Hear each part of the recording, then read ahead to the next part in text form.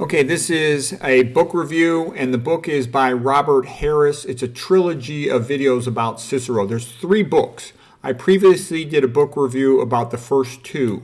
The first one was Cicero Imperium. The second one there was Imperium, Lustrum, or it was really Conspirata. And the last one is the one I just did just now called Dictator. Okay, so these are the first 2. And Cicero is like the most important Roman to know about. So then there was Conspirata.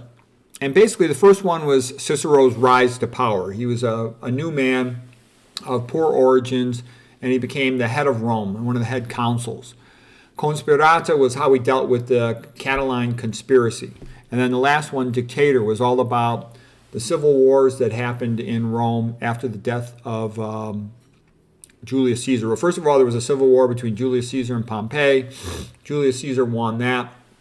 Then Julius Caesar was assassinated. Then there was a civil war kind of between Mark Antony and Octavian, but it's more complex than that. They actually later on became allies briefly, Mark Antony and Octavian, and that led to Cicero's downfall. Cicero screwed up. He should have supported Octavian more, who became Augustus. Octavian was the sort of stepson, inheritor of the heir of Julius Caesar after Julius Caesar died. If you want to study Rome, the most important thing you could study is Cicero. Cicero is the person in the middle of everything that's interesting about Rome. He is the transition figure between the Roman Republic and the Roman Empire. Demosthenes was the great Greek speaker, and Cicero was the greatest orator of the Romans. So the first set of characters you had to know were these guys here. This was Pompey, the great general, Julius Caesar, the greatest general ever of ancient Rome. He was the biggest badass you'll ever read about in real life. Marcus Crassus was the real rich guy who wanted to be a general, but he just, he didn't have the mind and the personality for it, and so he got killed by the Parthians. And then Octavian came along.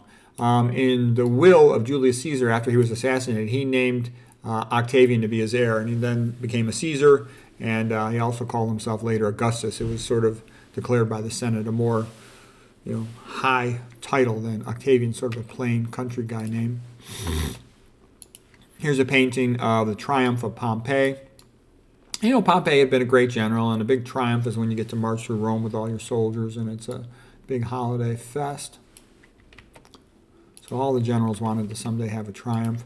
Well, this is just an earlier thing I showed when Crassus put down a slave revolt, the Spartacus slave revolt, and he crucified 6,000 slaves along the Appian Way. Just a sense of the brutality of Rome. Rome is not like ancient Greece. Ancient Greece is where you learn about, how brilliant the Greeks were and all the wonderful things they did, versus learning about ancient Rome is more like how brutal they were. They were a military powerhouse, and there was a lot of... So here's Julius Caesar. He went into Gaul to pacify the Gauls, and he basically killed like about 1 million of them. He's just brutal. This is Vercingetorix. He was the leader of the Gaul, and, Julius Caesar took him prisoner, later on had him killed, and sort of you could think of Rome as almost being more like the East, more collectivist, more brutal. There's not. If you had to say, what do I like better? I like the ancient Greeks 1,000 times better than the ancient Romans. But what you want to learn about the ancient Romans is it's a power play with nobody has a dog in the fight. You really learn about power politics. Here's when Caesar was crossing the Rubicon. The Senate called him back to Rome, wanted him to come without his legions. He said, screw you. I cannot and will not be without defense. So he wanted all his legions with him. His men were loyal to him, not to the Senate. And so Julius Caesar came back into town. Then that led off a civil war between him and Pompey. Julius Caesar crushed him. Julius Caesar is just a brilliant general. Pompey, by the way, when he was in his 50s, he had like a 19-year-old wife. And, the rich guy has, being that rich made him younger in a sense, okay? Here's Julius Caesar, another painting of him crossing the Rubicon. And Julius Caesar was an amazing guy. You like I said, you won't read about a bigger badass in your life than him. He wanted to be the next Alexander the Great, and he was. Here's Cicero with his supporters. And Cicero was the best orator, the most brilliant man in Rome, but he was also a little bit wimpy and a little bit unrealistic at times, you know. He should have supported Octavian. He screwed up big time by not supporting Octavian. Okay, here's Marcus Porcius, conscience of the Senate. He opposed Julius Caesar to a big degree and later was killed.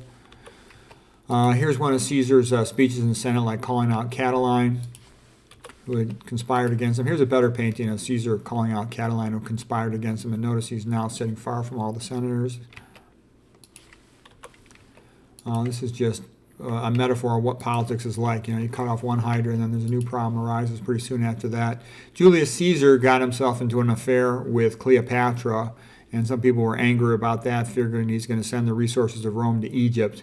And he made a statue of her. And after he had defeated Pompey, it went to his head a little bit. He declared himself to be a god, and that's partly what pissed off the people. He had a conversation with Cicero, and, you know, like you said, he crossed the Rubicon with his troops, but now Cicero had some conversation about him, religious, theological, philosophical, and actually Cicero lowered his guard after that conversation and didn't necessarily have a bunch of bodyguards with him at all times, but he should have. He should have been more paranoid, because the Romans did not like a king, and they saw him as becoming like a king, a dictator. Here's some from a movie with Liz Taylor, and Rex Harrison would be the old Caesar, and the young guys like Mark Antony, who later on also had an affair with Cleopatra. She was a foxy babe. I'll bet you she looked a lot more like Elizabeth Taylor than the lady in this picture. Here's Mark Antony meeting with Cleopatra. So she was femme fatale. Later on, Octavian fought with Caesar, and Antony fought with Octavian, and he lost the Battle of Actium, and Cleopatra sort of turned and fled on him, you know. And sadly, that's not that uncommon a thing, that a woman abandons the man when he's in his most desperate low point. She's like, oh, I don't need this BS, you know. Like Chris Rock had a comedy routine. He says, you know, the woman loses her job, the husband says, oh, it's no big deal, we'll be okay, we'll be fine, I'll support you, we're going to make it. Whereas the man loses his job, the woman says, bye-bye. That happens more often than people realize. Okay, here's Octavian, later became Augustus Caesar, and he was the transition. You know, Cicero and him transitioned between the Roman Republic, which is like the high point of Rome, to the Roman Empire. And he sort of gave the Senate the titles of power, but he himself kept the real power to himself. Okay, constant practice, devoted oneself. These are a couple Cicero quotes. Okay, so Cicero, he was good. He was real good. You know, Cicero was a hero, but Cicero also was a little bit naive. Again, if you only study one Roman, you want to study Cicero. Okay, some of the stuff I already talked about before, so I'm not going to go it again in my earlier book reports. I put them all together, but now I'll talk about the things that I would talk about. You know, he got himself in trouble with Clodius, and so Cicero would sometimes make himself enemies unnecessarily. And partly it's because he had good ethics. He was sort of the proto-Christian. You know, he was a Platonist. And, you know, like Nietzsche had said, Platonism is, Christianity is Platonism for the masses. There's a lot of overlap, and it really goes with Greek philosophy. So Cicero just wouldn't go along as easily as they always wanted. For example, he wouldn't join the triumvirate between Pompey, Julius Caesar, and Crassus, and they actually accused him, perhaps rightfully so, of undermining their triumvirate. Then when Crassus got killed by the Parthians, that destabilized things, because now instead of having three of them, it was just Pompey and Caesar, and then there was a little bit of a power back and forth between Pompey and Caesar, and when it came to civil war, Julius Caesar just kicked the crap out of him. He was a better general. You know, the Robert Harris is a great writer, and there were a lot of enjoyable little lines, like Cicero would go off on a tirade in his speeches, and his speeches were like an actor's performance, very dramatic. He really emphasized stirring up emotions. He used strings of rhetorical questions to get the emotion of the audience on his side. And Cicero, as a turning point in Rome, kind of reminds me of like what Pericles and Plato were to Athens, you know, a turning point for Athens. Cicero really screwed up big time when he made a joke about Octavian. He said something along the lines when asked about what did he plan for Octavian. He said, he shall be praised and raised and then erased. You know, so as if he wanted to stir up support for Octavian to get him to bump off Mark Antony, and then afterwards they were going to sort of push Octavian aside. Cicero underestimated him because he's only like 18, 19 years old. Okay. that was a big mistake, because afterwards, when Octavian felt that he wasn't getting enough support from Cicero, he just joined forces with Mark Antony. And now Mark Antony had Octavian on his side, which meant that Cicero was no longer protected. So then Mark Antony had Cicero executed. Just typical good quotes of Cicero. Let us draw strength from the heroism of our ancestors. A speech is a performance. It is not a philosophical discourse. The most important thing is to stir up the emotions, to move the crowd. Brutus made a speech. He said, just as my ancestors helped rid Rome of the tyrant Tarquin, I have helped rid Rome of the tyrant Julius Caesar. Okay? And after Cassius and Brutus and the others had slain Julius Caesar, they really didn't plan well for the aftermath. And Mark Antony rose to power, and he ended up, killing Cicero, which was kind of sad.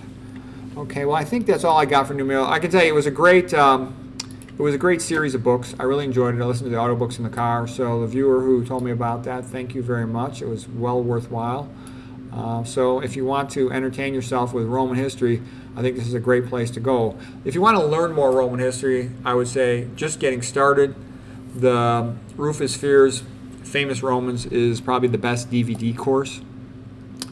And then there's other good stuff, but those are the two great things. And I would read Edith Hamilton on the Romans. Those are the three best info sources on the Romans. I got, that Gregory Aldrete is a great historian on the Romans too. I like him.